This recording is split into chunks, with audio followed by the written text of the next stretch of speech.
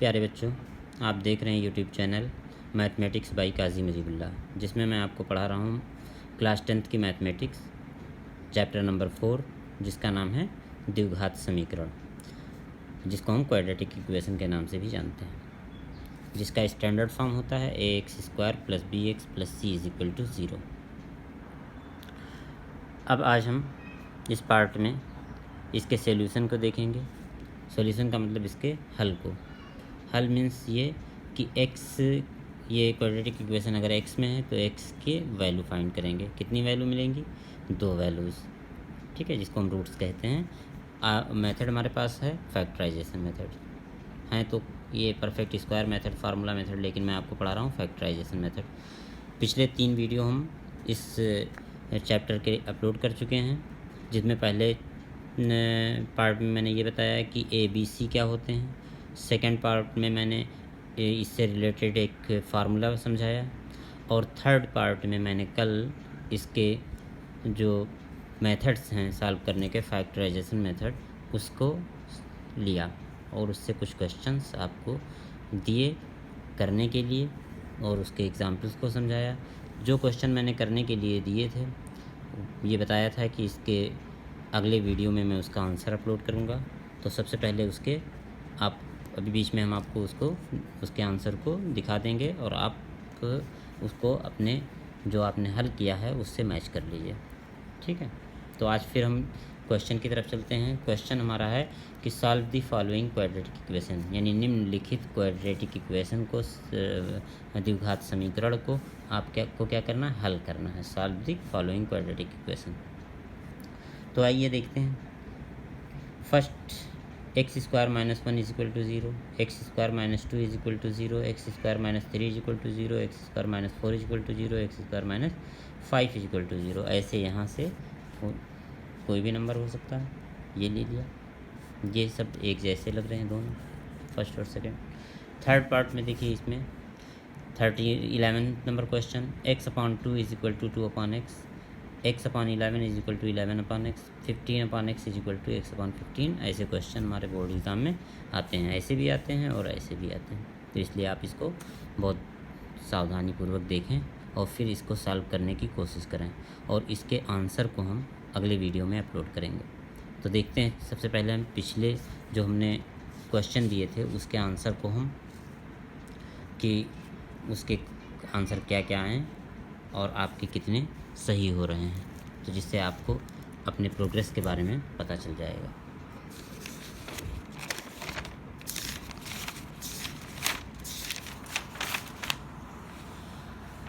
ये देखिए, ये आपका पिछले क्वेश्चन का सॉल्यूशन है। इसका आंसर पहले का x = 0 आया है, और दूसरा रूट्स आया है x = -5। ऐसे ही सब में x = 0 आया है, ठीक है। ये हमारे कितने क्वेश्चन थे? 15 क्वेश्चंस थे। 15 क्वेश्चंस को आप क्या कर लीजिए? मैच कर लीजिए। इसमें एक क्वेश्चन, जो क्वेश्चन नंबर 15 था, वो थोड़ा सा उसमें गलत हो गया था, तो उसको आप मैंने कट कर दिया है, क्योंकि वो दूसरे मेथड से सॉल्व होगा, ठीक है। तो ये आप मैच कर लीजिए। अब हम चलते हैं आज की एक्सरसाइज पे।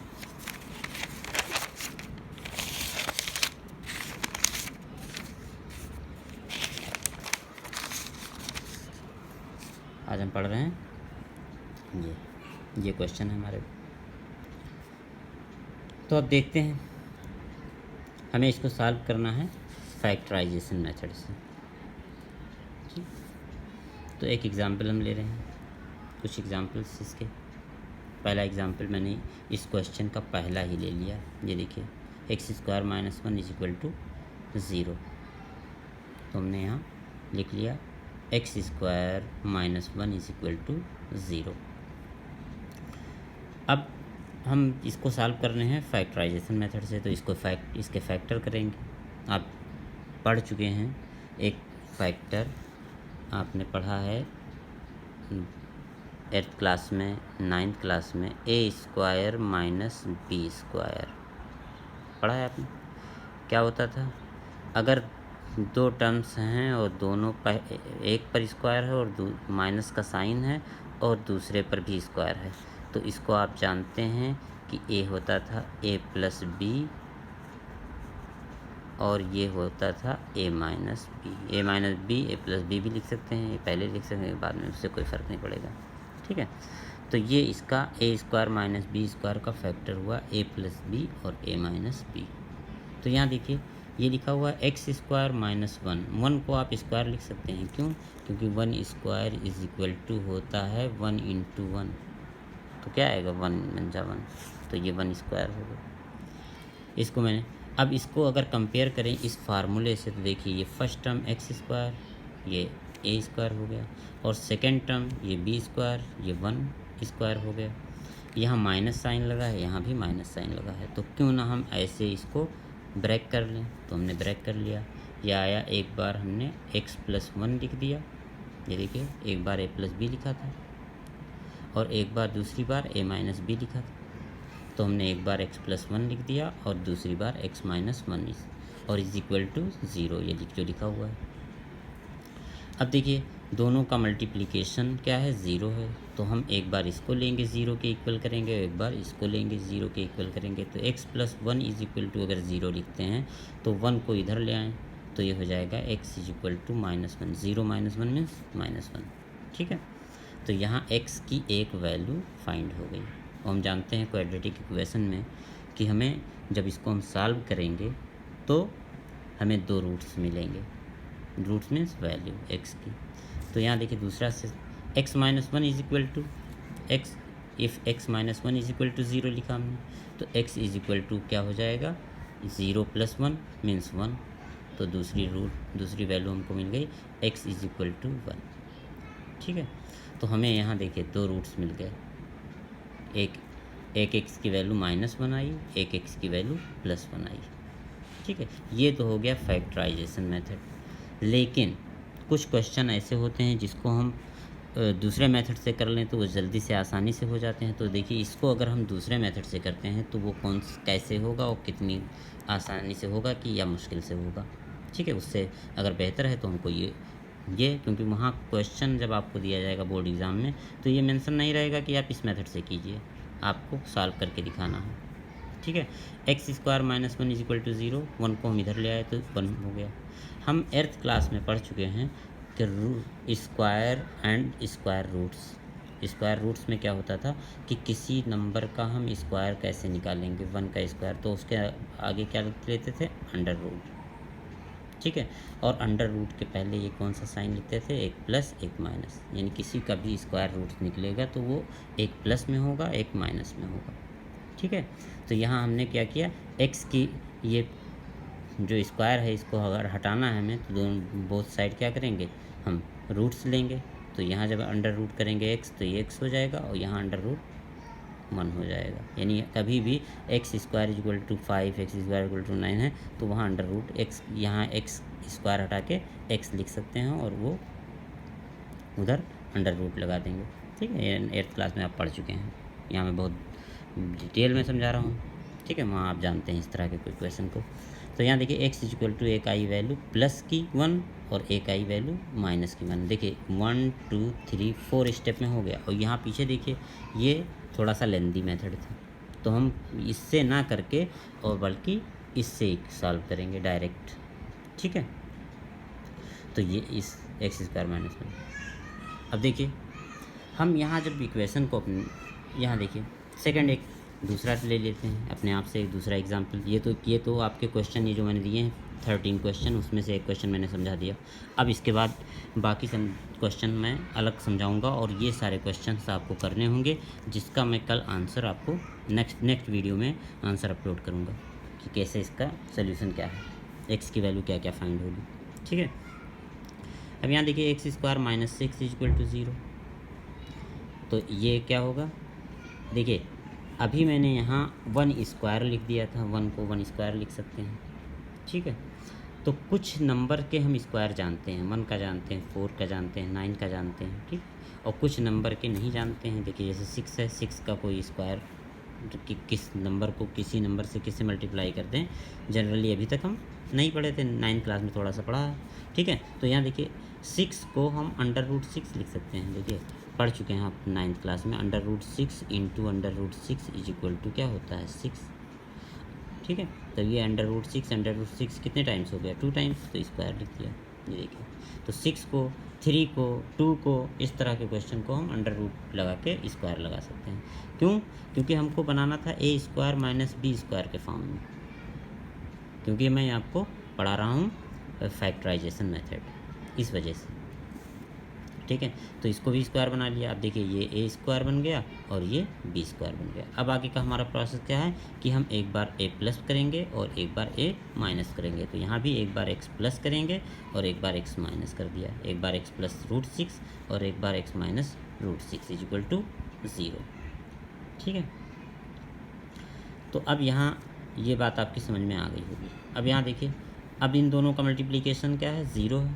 तो अगर या तो इसको हम 0 कर लें या तो इसको, तो if x plus √6 is equal to 0, तो ये हो जाएगा x इज इक्वल टू -√6, ये इधर आएगा 0 - √6 मीन्स -√6। एक वैल्यू फाइंड हो गई। हमें कितनी वैल्यू फाइंड करनी है? क्वाड्रेटिक इक्वेशन को जब हम सॉल्व करेंगे तो हमें 2 वैल्यू फाइंड करनी, 2 वैल्यू मिलेंगी और दोनों को आपको दिखाना होगा। तो देखिए दूसरा x - 6 √6 इज इक्वल टू 0, तो x इज इक्वल टू ये इधर आएगा 0 प्लस √6 मीन्स √6। 2 वैल्यू यहाँ भी फाइंड हो गई। यहाँ देखिए इस क्वेश्चन को जब हमने सॉल्व किया तो इसके भी 2 वैल्यू फाइंड हुई, ये और ये। क्यों? क्योंकि ये क्वाड्रेटिक इक्वेशन है। और जब इसको सॉल्व किया ये भी क्वाड्रेटिक इक्वेशन, तो इसके भी 2 वैल्यू फाइंड हो गए, ये हो गया, ठीक है। सेकेंड मेथड इसका देखिए, सेकेंड मेथड में x² - 6 इज इक्वल टू 0 था। हमने बताया x² 6 को इधर ले आए, 6 हो गया। और जब x ये स्क्वायर हटाएंगे तो यहाँ अंडर रूट लग जाएगा, यानी टेकिंग रूट बोथ साइड्स, तो ये प्लस माइनस हो जाता है और √6। अब √6 से 6 की वैल्यू नहीं निकल सकती है, ठीक है, डेसिमल में आएगी, तो हम उसको क्यों फाइंड करें, डायरेक्ट यही लिख देंगे, ये आंसर आपको मान लिया जाएगा। तो ये हो गया हमारा √6 प्लस माइनस √6। तो 2 वैल्यू चाहे इससे सॉल्व करें और चाहे हम इससे सॉल्व करें। तो देखिए ये भी एक मेथड है हमारे पास, ठीक है। x की वैल्यू तो हम इससे सॉल्व करेंगे जो हमें कम टाइम लगे। अब देखिए थर्ड, जो हमने यहाँ पहला इस टाइप का क्वेश्चन था वो समझाया, दूसरे टाइप का क्वेश्चन समझाया। अब देखिए ये थर्ड टाइप का क्वेश्चन है x/2 is equal to 2/x। अगर ऐसे क्वेश्चन आपको मिलते हैं तो ये भी क्वाड्रेटिक इक्वेशन है, ये भी क्वाड्रेटिक इक्वेशंस है, ठीक है। अब इसको भी आप कैसे सॉल्व कर सकते हैं, ये देखिए x/5 is equal to 5/x लिखा हुआ है। एक एग्जांपल ले लिया मैंने, थर्ड, फर्स्ट, सेकंड, थर्ड। इसका देखिए, इसका क्रॉस मल्टीप्लिकेशन करेंगे, x को x से मल्टीप्लाई x², 5 को 5 से मल्टीप्लाई 5 इंटू 5 25 हो गया। अब हम x² और ये इधर ले आएंगे, -25 इज इक्वल टू 0 हो गया। क्यों? क्योंकि हम फैक्टराइजेशन मेथड से करने जा रहे हैं, ठीक है, आपको समझाने के लिए कि फैक्टराइजेशन मेथड से भी इसको हम सॉल्व कर सकते हैं। x² - 5² इक्वल टू 0, तो एक बार क्या होगा, ये देखिए a² - b², एक बार ऐड कर दिया a प्लस b और एक बार a minus b। If x plus 5 is equal to 0, तो x इज इक्वल टू -5, और if x - 5 is equal to 0, तो ये हो जाएगा x इज इक्वल टू 5। तो ये हमारा ये हो गया इस फॉर्म में। अब देखिए यहाँ से अगर हम वो ना करते, सेकंड मेथड यूज़ करते, तो ये देखिए बहुत ईजिली हो जाता है सेकंड मेथड में। सेकंड मेथड में हम क्या करते, x² - 25 इज इक्वल टू 0 था, तो इसको हम लिख देते x² is equal to 0 plus 25 हो गया। अगर हम इसको हटाते रूट को, स्क्वायर को, तो x बचता और यहाँ रूट लग जाता, ये प्लस माइनस 25। हम जानते हैं 25 का रूट होता है कितना, 5, तो ये लिखा हुआ है +-5, ये देखिए +-5। तो ये हमारा सोल्यूशन हो गया। तो हमने ये सीखा कि यहाँ हम ए स्क्वायर माइनस बी स्क्वायर का यूज़ करके भी कर सकते हैं, और या डायरेक्ट जो हम एर्थ क्लास में पढ़े हैं, ठीक है, रूट्स निकाल कर, ठीक, तो ये रूट्स से भी हम इसको सॉल्व कर सकते हैं। अब चलते हैं, देखते हैं इस पर, इस क्वेश्चन, ये किस टाइप के क्वेश्चन। तो देखिए हमने क्वेश्चन जो आपको दिया है ये दिया है, x square minus 1 is equal to 0, ठीक। अब इसमें आप जब कंपेयर इससे करें, देखिए a x square plus b x plus c is equal to 0 से, तो आपको ये पता चलेगा कि एक्स स्क्वायर वाला टर्म है, ये वाला टर्म देखिए एक्स स्क्वायर है, और कांस्टेंट वाला टर्म मैंने बताया था कि सी जो है वो कांस्टेंट नंबर होता है, तो ये कांस्टेंट वाला टर्म है। कौन सा टर्म नहीं है, ये जो है कि ये हमारे एक्स, ये बी एक्स वाला टर्म नहीं है, एक्स वाला टर्म नहीं है, ठीक है। पीछे हमने इसके जो पढ़ाया था उसमें कौन सा टर्म नहीं था, ये था और ये था, लेकिन ये नहीं था, ठीक। अब जब दोनों को हम देखते हैं, यहाँ देखिए इस तरह के बहुत सारे क्वेश्चंस आपको मिलेंगे, और इसको सॉल्व करने के आप जो हमने अभी स्क्वायर रूट्स लेके सॉल्व किया उससे सॉल्व कीजिएगा, तो वो ईज़िली 2 मिनट के अंदर, 1 मिनट के अंदर हो जाएगा। और अगर फैक्टराइजेशन मेथड करेंगे तो फिर वो टाइम लगेगा, तो इसलिए उसको ना सॉल्व करिए। इसलिए मैं ये टॉपिक पढ़ा रहा हूँ, तो इसलिए मैंने उसको एक्सप्लेन कर दिया कि वो फैक्टराइजेशन मेथड है क्या, ठीक है, उसको उससे सॉल्व करने की ज़रूरत नहीं। हाँ, बहुत सारे क्वेश्चन आते हैं कि आप पढ़ भी चुके हैं कि फैक्टर द फॉलोइंग, तो अब फैक्टर करना है तो आप फैक्टराइजेशन मेथड ही यूज़ करेंगे। फैक्टर में ये इक्वेशन नहीं होगा, फैक्टर द फॉलोइंग में एक बार x प्लस 1 x माइनस 1, ये 9th क्लास में बहुत सारे क्वेश्चन इस तरह के देख चुके हैं। अगर ऐसा क्वेश्चन इसमें आता है तो कर ले जाएंगे, वैसे है नहीं कोर्स में, ठीक है। अब आइए देखते हैं, तो यहाँ जब हम डिस्कस कर रहे हैं कि ए एक्स स्क्वायर और प्लस सी वाला टर्म है, ये a x square plus c, किसका हम सॉल्यूशन कर रहे हैं यहाँ, ए एक्स स्क्वायर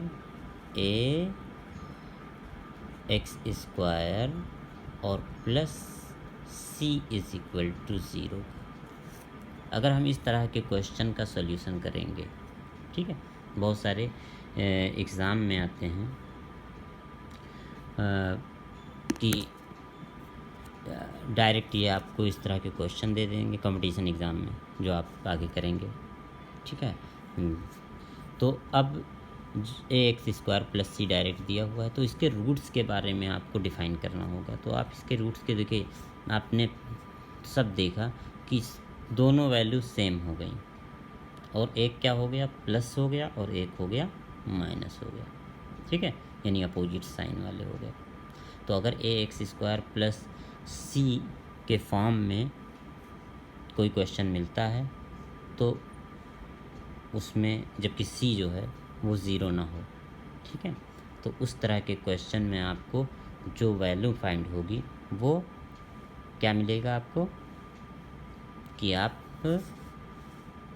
दोनों सेम वैल्यू मिलेंगी, यानी दोनों रूट्स इक्वल होंगे और अपोजिट साइन के होंगे। लेकिन ये कंडीशन क्या है यहाँ कि c does not is equal to 0, ठीक है। तो ये हमारा ये टॉपिक आज हमने चैप्टर नंबर 4 का ये 3rd टॉपिक बेसिक फंडामेंटल हम समझा रहे हैं आपको। अभी हमने एक्सरसाइज नहीं शुरू किया है, जिसमें हम आपको 3 वीडियो पहले अपलोड कर चुके हैं, और ये 4था वीडियो आपके लिए है। इसके क्वेश्चन को आप सॉल्व कीजिए और इसके आंसर को हम अगले वीडियो में अपलोड कर देंगे, जिससे आपको ये समझने में आसानी हो जाएगी कि आप कितने क्वेश्चन को सॉल्व कर पा रहे हैं, क्या आपकी समझ में आ रहा है या नहीं आ रहा है, ठीक है।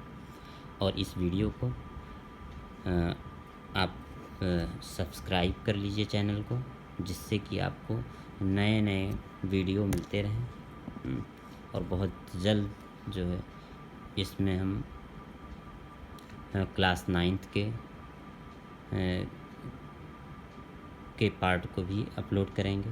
तो जो आपके जानने वाले बच्चे 9th क्लास के हैं उनसे भी आप जुड़कर और उनसे सब्सक्राइब करने के लिए कहें, जिससे उनको भी बहुत सारे मटेरियल इस मैथमेटिक्स के मिल जाएं।